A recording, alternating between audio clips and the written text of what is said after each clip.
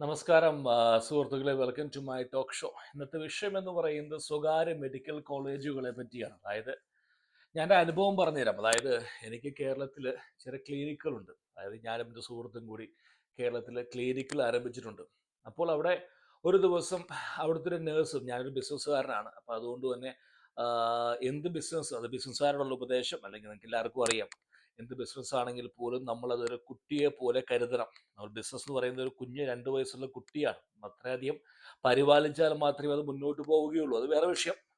അപ്പോൾ ഒരു ഏകദേശം ഒരു രാത്രി 2 മണിയായപ്പോൾ നേഴ്സുമാര്, ഒരു നഴ്സിംഗ് സൂപ്രണ്ട് എന്നെ ഫോൺ വിളിച്ചിട്ട് പറയുകയാണ്, ഡോക്ടർ മുറിക്കകത്ത് കയറി വാതിലടച്ചു, പുറത്തു വരുന്നില്ല, രോഗി പുറത്ത് വെയിറ്റ് ചെയ്യുന്നു.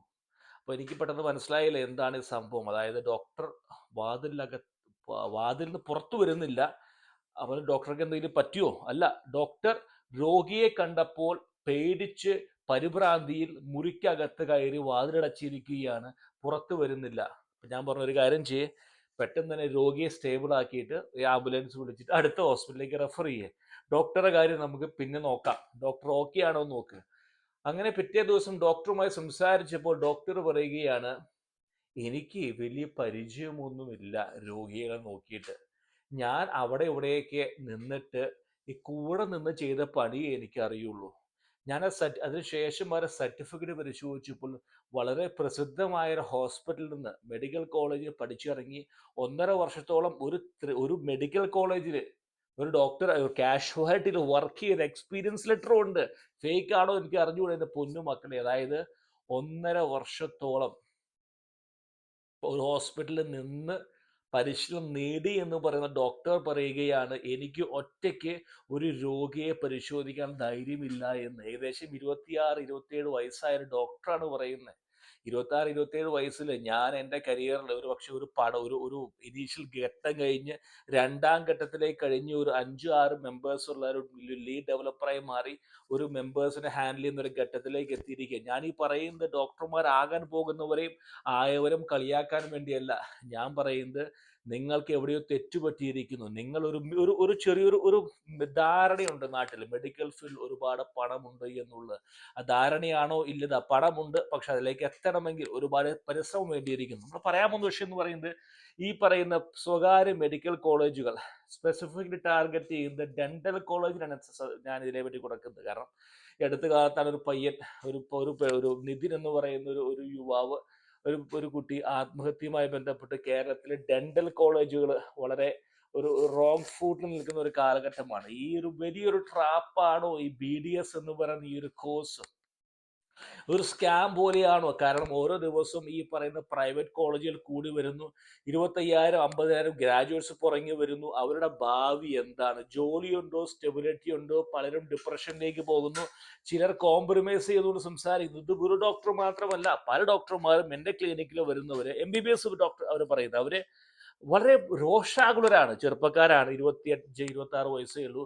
രോഗിയോട് സംസാരിക്കാൻ താല്പര്യമില്ല, വളരെ പരുഷമായി സംസാരിക്കുന്നു, മരുന്ന് കൊടുക്കാൻ മടിക്കുന്നു, അതായത് മരുന്നൊക്കെ അവർ വലിച്ചെറിയുന്നു, രോഗിയോട് കയർക്കുന്നു. അങ്ങനെ കാരണം അവർക്കൊരു ഒരു വിദ്യാധാരണ ഉണ്ടായിരുന്നു. ഒരുപാട് പണം മാത്രമല്ല, സ്റ്റെബിലിറ്റിയോ എന്തൊക്കെയോ ഒരു പ്രശ്നം. അതായത് ഞാൻ ഈ നിങ്ങൾ ഒരു BDSലോ അല്ലെങ്കിൽ MBBSോ പ്രൈവറ്റ് കോളേജ് എടുക്കാൻ ആഗ്രഹിക്കുന്ന വ്യക്തിയാണെങ്കിൽ നിങ്ങൾ വീഡിയോ മുഴുവൻ കാണണം. ഇവിടെ ഒരു സിസ്റ്റം ഫെയിലിയർ ഉണ്ട്. അതായത് നമ്മൾ ഒരു പ്രോപ്പറായിട്ട് റിസർച്ച് ചെയ്യപ്പെടാതെ നമ്മൾ റിട്ടേൺ ഓഫ് ഇൻവെസ്റ്റ്മെന്റ്, ഇപ്പോൾ ഈ ആദ്യം നമ്മൾ പോകുമ്പോൾ ഒരു കോളേജ് എന്ന് പറയും നിങ്ങളുടെ ഈ ഫീസ് 25 ലക്ഷം രൂപയാന്ന് പറയുമ്പോൾ അത് മാത്രമായിരിക്കില്ല നിങ്ങളുടെ ഫീസ് എന്ന് പറയുന്നത്. ഹിഡൻ കോസ്റ്റ് ഒരുപാടുണ്ട്. അതായത് ബുക്സുകൾ, മെറ്റീരിയൽസ്, എക്സാം ഫീസ്, ഡെന്റലിന് പോവുകയാണെങ്കിൽ അതിൻ്റെ മൈക്രോമീറ്റർ, ഇൻസ്ട്രുമെന്റ്സ്, എക്യുപ്മെന്റ്സ് എന്ന് പറഞ്ഞുകൊണ്ട് നല്ലൊരു തുക ഈ പറയുന്നതിന് ചിലവായി പോകും. നിങ്ങൾ ചിന്തിക്കുന്ന പോലെ ആയിരിക്കില്ല. അതായത് പ്രാക്ടിക്കൽ സ്കില്ലില്ല. ഞാൻ ഈ എന്നും അതിനുശേഷമാണ് ഞാൻ ഈ ഡോക്ടർമാരെ ഹയർ ചെയ്യുമ്പോൾ എൻ്റെ ക്ലിനിക്കിൽ ഞാൻ വളരെയധികം ശ്രദ്ധിക്കും. ഞാൻ തന്നെ ഇന്റർവ്യൂ ചെയ്യുകയാണ് അവസാന റൗണ്ട്. കാരണം ആദ്യ കാലഘട്ടങ്ങളിൽ ഞാൻ വിചാരിക്കും ഒരു നോൺ മെഡിക്കൽ പ്രൊഫഷനായി ഞാൻ എന്ത് പറയുമെന്ന് ചോദിക്കും. പക്ഷെ ഇപ്പം എനിക്ക് മനസ്സിലായി, പ്രാക്ടിക്കൽ സ്കില്ലിനെ പറ്റി ചോദിച്ചേ പറ്റൂ. കാരണം നമ്മളൊരു 5 വർഷം പഠിച്ചു എന്നും കരുതി കഴിഞ്ഞാൽ കോൺഫിഡൻ്റ് ആവത്തില്ല അവർ. കാരണം പല മെഡിക്കൽ കോളേജിലേക്കും പേഷ്യൻറ്റുകൾ പോകുന്നില്ല. ഞാൻ അവസാനം പറയുന്ന പോയിന്റ് കേട്ടാൽ നിങ്ങൾ ഞെട്ടിപ്പോകും. ശരിക്കും പറഞ്ഞാൽ അവസാനം വരെ കാണുക. അതായത് പേഷ്യൻസിന്റെ ഫ്ലോ ഇല്ല, ഹാൻഡ്സ് ഓൺ പ്രാക്ടീസ് കിട്ടുന്നില്ല പലർക്കും. 5 6 പല്ലുകൾ മാത്രമാണ് 5 വർഷം പഠിച്ചതുകൊണ്ട്. ഒരു ഡോക്ടർ പറഞ്ഞ കാരണം BDSന്റെ ഒരു ക്ലെയിം ഞങ്ങൾ പ്ലാൻ ചെയ്തപ്പോൾ ഒരു ഡോക്ടർ ഒന്ന് പറയാ, ഞാൻ ആകെ എൻ്റെ ലൈഫിൽ ആകെ 8 പല്ലേ പറിച്ചിട്ടുള്ളൂ എന്ന്. ഞാൻ പറയുന്നത് എൻ്റെ അമ്മയൊക്കെ 10ഉം 20ഉം പല്ല് പറിച്ചിട്ടുണ്ട്. കാരണം നമ്മുടെ പേരക്കുട്ടികളുടെയൊക്കെ അല്ലേ, 8 പല്ലാണ് 5 വർഷം കൊണ്ട് ഞാൻ പറിച്ചിരിക്കുന്നത്. എനിക്ക് എന്താ പറയുന്നത്, ടൂത്ത് എക്സ്ട്രാക്ഷൻ സാധിക്കുന്നില്ല, ഒരു പ്രോപ്പർ RCT ചെയ്യാൻ സാധിച്ചിട്ടില്ല. അത് ഗ്രാജുവേഷൻ കഴിഞ്ഞ് പല കുട്ടികളും വന്ന് പറയുകയാണ്, ഞങ്ങൾ അങ്ങോട്ട് സാറേ ഒരു 2 ലക്ഷം രൂപ തരാം, ഞങ്ങൾ വർക്ക് ചെയ്യട്ടെ. അപ്പൊ ഞാൻ പറഞ്ഞു, ഇത് വർക്ക് അങ്ങനെ ഇതൊരു ഇപ്പൊ നമ്മുടെ ക്ലിനിക്ക് എന്ന് പറയുന്നത് നമുക്ക് അങ്ങനെ ഒരു ഒരാളുടെ മിറർ ചെയ്യാൻ അല്ലെങ്കിൽ ഒരാൾക്ക് അങ്ങനെ പറ്റില്ല. ഇതൊരു ജീവൻ ഭരണ പോരാട്ടമാണ്. അപ്പൊ പലരും എന്ന് പറയുന്നത് 25-30 ലക്ഷം രൂപ കൊടുത്ത ശേഷം അതിനുശേഷം പണം കൊടുത്ത് ക്ലിനിക്കിൽ കയറാൻ തയ്യാറാവുകയാണ്. എന്തിന്? ഹാൻഡ്സ് ഓൺ എക്സ്പീരിയൻസിന് വേണ്ടിയിട്ട്. എന്തൊരു കഥയാണ്. പിന്നെ ഈ നാട്ടിലെ ഏറ്റവും വലിയ പ്രശ്നം എന്ന് പറയുന്നത് മെഡിക്കൽ ഫീൽഡിനെ മിസ്യൂസ് ചെയ്യുന്നത് ട്രെയിനീസ് ആയിട്ട് എടുക്കും. അതായത് ഈ പല കോഴ്സുണ്ട്, ഫിസിയോതെറാപ്പി, ഒപ്റ്റോമെട്രി എന്നൊക്കെ പറഞ്ഞുള്ള കോഴ്സുകളിൽ 2000-3000 രൂപ കൊടുത്താണ് പലരും ട്രെയിനിങ് എടുക്കുന്നത്. Pharmacy, tech assistant, technician, lab technician, pharmacy. ശരിക്കും പറഞ്ഞാൽ ഈ പ്രൊഫഷൻസൊക്കെ എന്തിനാണെന്നറിയോ? പല ക്ലിനിക്കുകൾക്കും ഹോസ്പിറ്റലുകൾക്കും ഈ പറഞ്ഞ ചീപ്പ് ലേബർ കിട്ടാൻ വേണ്ടിയാണ് ഇതിങ്ങനത്തെയുള്ള തസ്തികളും കോഴ്സുകളും ഉണ്ടാക്കിയിരിക്കുന്നത്. ഞാൻ ഞാൻ അടച്ച് ആക്ഷേപിക്കുകയല്ല. നിങ്ങളിപ്പം ഞാൻ പറയുമ്പോൾ ചിന്തിക്കാതിരിക്കും, ഞാൻ അയ്യോ ഞങ്ങൾ വേറെ എന്ത് ചെയ്യണം പോവുമായിരിക്കും. സ്കില്ല് ടു മച്ച് സപ്ലൈ ആണെങ്കിൽ ഇതായിരിക്കും സംഭവിക്കാൻ പോകുന്നത്. 2000-3000-4000 രൂപയാണ് പലർക്കും ടെക്നീഷ്യന്മാരായിട്ട് ശമ്പളം കൊടുക്കുന്ന പല ഹോസ്പിറ്റലുകളും. ചിന്തിച്ചു നോക്കണം. നിങ്ങളത് ഫ്രസ്ട്രേഷൻ ആയപ്പോൾ ഡിപ്രഷനിലായപ്പോൾ നമ്മുടെ കുട്ടികൾക്ക് 10-12 വർഷം കഴിയണം മാന്യമായ രീതിയിലേക്ക് എത്തണമെങ്കിൽ. അതായത് പലരും ചിന്തിക്കാൻ സാധിക്കുന്നില്ല. ഇനി പലരും ചിന്തിക്കുമായിരിക്കും, ഞാൻ ക്ലിനിക്ക് ഇട്ട് നോക്കാം, ഒരു ഡെന്റിസ്റ്റ് വന്ന് പറയുക ഞാൻ എൻ്റെ സ്വന്തം ക്ലിനിക്ക് ഇടാം. അതിൻ്റെ ഇൻവെസ്റ്റ്മെന്റിനെ പറ്റി നിങ്ങൾക്ക് ചിന്തയുണ്ടോ?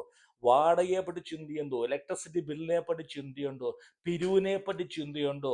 എത്ര ഈ പറയുന്ന ഇത് മുടക്കാൻ, വാടക മാത്രമല്ല, ബിൽഡിങ്ങിന്റെ ഇന്റീരിയർ മാത്രമല്ല, വെറുതെ ചെലവെല്ലാം കഴിയുമ്പോൾ നിങ്ങൾ കിട്ടുമോ? അവസാനം ഞാൻ ഡോക്ടർ പറയുന്നത് കേട്ട് ഞെട്ടിപ്പോ. ഡോക്ടർ പറയുകയാണ്, എൻ്റെ പൊന്നു സാറേ, പേഷ്യന്റിനെ നമ്മൾ തന്നെ കൊണ്ടുവരണം. അത് എക്സാംസിന് പേഷ്യന്റ് വേണ്ടേ? അവർ പറയാണ് റിലേറ്റീവ്സിനെ കൊണ്ടുവന്നാണ് പല്ല് പറയിപ്പിച്ചത് എന്ന്. കാരണം അവർ പറയുന്നത് നമ്മൾ ഓൾറെഡി ടെൻഷനിലാണ് പരീക്ഷയുടെ. ഗ്രാമങ്ങളിൽ പോയിട്ട് സ്ട്രേഞ്ചേഴ്സിനെ കൺവിൻസ് ചെയ്യിപ്പിക്കണം. പല മെഡിക്കൽ കോളേജിലും ആ രോഗികൾ വരുന്നില്ല, പേഷ്യന്റ് ഇല്ലാത്തത് കൊണ്ട് ഇവർ ഗ്രാമങ്ങളിൽ പോയി ആളുകളെ കൊണ്ടുവരികയാണ് എക്സാമിനേഷന് വേണ്ടിയിട്ട്. എന്തൊരു എന്തൊരു കഥയാണ് സുഹൃത്തുക്കളെ. അതായത് ഈ പറയുന്ന മിഥ്യാധാരണ നിങ്ങൾ ഒഴിവാക്കണം. നിങ്ങളൊരു കോളേജിൽ പഠിക്കാൻ പോകുന്നുണ്ടെങ്കിൽ ഒരു മിനിമം അവിടുത്തെ ഫീസ് മാത്രമല്ല സൗകര്യങ്ങളെ പറ്റി ചിന്തിക്കണം. അതല്ലെങ്കിൽ അവർക്ക് പണം ഉണ്ടാക്കാനുള്ള ഒരു അവസരം മാത്രമാക്കരുത്. കാരണം പഠിച്ചിറങ്ങിക്കഴിഞ്ഞാൽ എന്തായിത്തീരും കണ്ടില്ലേ? അതായത് ഡോക്ടർ എന്ന് പറഞ്ഞപ്പോൾ ഒളിച്ചോടി. ഞാൻ എല്ലാ ഡോക്ടർമാരും അങ്ങനെയാണെന്നല്ല പറയുന്നത്. ശരിയായ ഹാൻഡ്സ് ഓൺ പ്രാക്ടീസ് കൊടുക്കുന്നുണ്ടോ? 5 6 പല്ല് മാത്രം പറിച്ചാൽ നിങ്ങളൊരു BDS കഴിഞ്ഞ് ഡോക്ടറായി സ്വന്തമായി ക്ലിനിക്ക് ഇടാൻ സാധിക്കുമോ? അല്ലെങ്കിൽ നിങ്ങൾ വീണ്ടും പണം കൊടുത്ത് വീണ്ടും സ്റ്റൈഫൻഡ്, നിസ്സാരമായ സ്റ്റൈഫൻഡ് വാങ്ങിച്ചുകൊണ്ട് നിങ്ങൾ വീണ്ടും പോകേണ്ടി വരും. ഞാൻ പറയുന്നത് മോശമായി പറയല്ല, ഒരു പ്രോപ്പറായിട്ട് റിസർച്ച് ചെയ്യുക എന്ത് പഠിക്കാൻ പോകുന്നുവെന്ന്. ഫൈനാൻഷ്യൽ റെഡി ആണെങ്കിൽ ഓക്കെ, നിങ്ങൾ പൊക്കോ. കാരണം ഇത് എൻ്റെ കയ്യിൽ ഒരുപാട് പണമുണ്ട്.